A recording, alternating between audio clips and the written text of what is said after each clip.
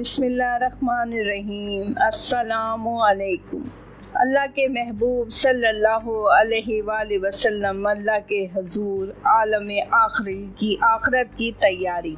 जज़ीरे अरब से कुफ्र और शिर्क के इस्लाम की इशाअत, शरीयत व मकारम, अखलाक की तालीम, हुज्जतुल बिदा में तकमील दीन के आखिरी फ़राइज़ से सबक दोष की तस्दीक के बाद हुजूर सरवर आलम सल्लल्लाहु अलैहि वसल्लम मदीना मुनव्वरा में फसब्बिह बिहम्दि रब्बिका वस्तग़फिरहू की तामीर में मसरूफ़ हो चुके थे। बारगाह इज़्ज़ी की हाज़री का शौक़ रोज़ बरोज़ बढ़ता जाता था। सुबह व शाम महबूब हकीकी के जिक्र और याद की तलब थी और बस। रमज़ानुल मुबारक में हमेशा 10 रोज़ इत्तिकाफ़ फरमाते थे। सन 10 हिजरी में 20 रोज़ का इत्तिकाफ़ फरमाया।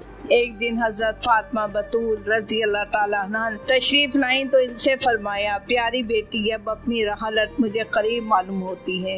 उन्हीं अयाम में शुहदाए अहद की तकलीफ, बेबसी की शहादत और मर्दाना वार कुर्बानियों का ख्याल आ गया तो गंज शहीदा में तशरीफ़ ले गए और बड़े दर्द व गुदास से इनके लिए दुआएं की। नमाज जनाजा पढ़ी और उन्हें इस तरह अलविदा कही कि जिस तरह एक बुजुर्ग शफीक अपने कम सिन बच्चों से प्यार करता है और फिर उन्हें अलविदा कहता है। बदर और अहद के शुहदा के हालात। ईमान लाने के बाद जो कुछ भी इनके हिस्से में आया वो रात दिन की काविशों और मुसीबतों के और क्या था। फिर इसके इस्लाम के फतह व इकबाल की कामरानियों में शरीक होने का मौका मिलना, दुश्मनों की तेख व सन्नान से चूर मैदान जंग में दम तोड़ रहे थे। लेकिन फिर भी गौर करो कि इनकी दिल की शादमानियों का क्या हाल था। इस इत्मीनान और सुकून के साथ ऐश और निशात के बिस्तरों पर भी किसी ने जान ना दी होगी जिस तरह उन्होंने मैदान जंग की रेतीली जमीन पर लौट कर दी। जंगे उहद में हज़रत साद बिन रबी को लोगों ने देखा जख्मियों में पड़े, सांस तोड़ रहे हैं। पूछा कि कोई वसीयत करनी हो तो कर दो। उन्होंने कहा कि अल्लाह के रसूल सल्लल्लाहु अलैहि वसल्लम को मेरा सलाम पहुंचा देना और कौम से कहना इनकी राह में जाने निसार करते रहें। हज़रत अमारा बिन ज़ियाद जख्मों से चूर जान करने की हालत में थे कि हाँ हज़रत सल्लल्लाहु अलैहि वसल्लम सराहने पहुँच गए। फरमाया, कोई आरज़ू हो तो कह दो।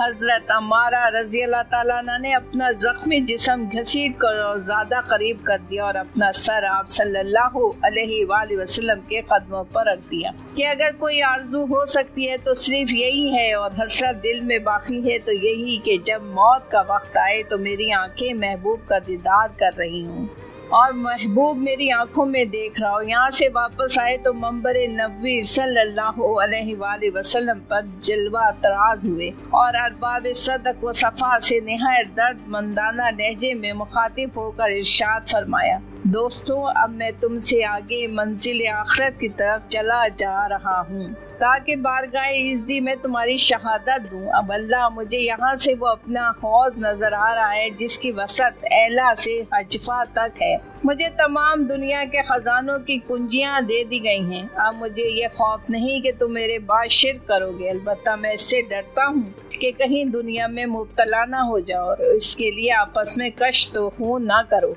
इस वक्त तुम इसी तरह हलाक हो जाओगे जिस तरह पहली कौमें हलाक हुई। कुछ देर के बाद कल्ब साफी में हज़रत ज़ैद रज़ी अल्लाह ताला अन्हा बिन हारसा की याद ताज़ा हो गई। उन्हें हदूद शाम के अरबों ने शहीद कर दिया था। फरमाया, उसामा रज़ी अल्लाह ताला अन्हा बिन ज़ैद फौज लेकर जाएं और अपने वालिद का इंतकाम लें और इन अयाम में ख्याल मुबारक ज़्यादातर गुजरे हुए नियाजमंदों ही की तरफ माइल बा मोहब्बत रहता था। एक रात असुदगान बखी का ख्याल आ गया। यह आम मुसलमानों का कब्रिस्तान था। जोश मोहब्बत से आधी रात को उठकर वहाँ तशरीफ ले गए। आम उम्मतियों के लिए बड़े सोच से दुआ फरमाते रहे। फिर यहाँ के रूहानी दोस्तों से मुखातिब होकर फरमाया, मैं अब जल्द तुम्हारे साथ शामिल हो रहा हूँ। एक दिन मस्जिद नबवी में फिर मुसलमानों को इकट्ठा किया और इरशाद फरमाया, मुसलमानों मरहबा, अल्लाह ताला तुम सब पर अपनी रहमत नाजिल फरमाए, तुम्हारी दिल शिकस्तगी दूर फरमाए, तुम्हारी आदत व दस्तगीरी फरमाए, तुम्हें रिस्क और बरकत मरहमत फरमाए,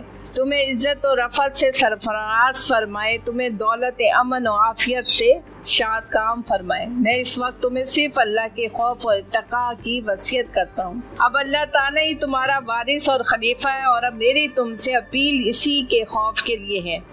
इसलिए कि मेरा मनसब नज़ीर मुबीन है। देखना अल्लाह ताला की बस्तियों और बंदों में तकब्बुर और बरतरी इख्तियार ना करना।